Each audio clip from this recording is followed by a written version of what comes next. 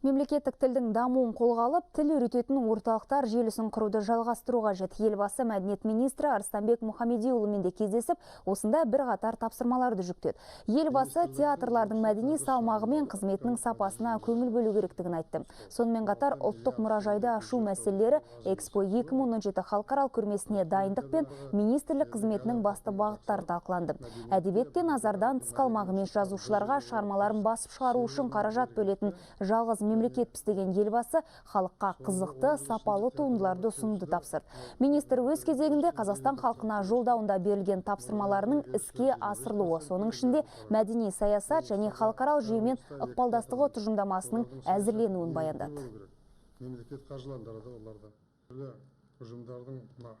Қазіргі кезде бүкіл дүниежүзіндегі болып жатқан ағымдарға сәйкес Қазақстан өнерінде өзінің бір келбетін халықаралық дәрежеге жеткізу ол бірінші қойылған міндет. Қазіргі кезде біздің зиялы қауымдардың шығармаларын, сонымен бірге қазіргі кездегі шығармашылық одақтардың да жұмыстарын біз жандандыруымыз керек.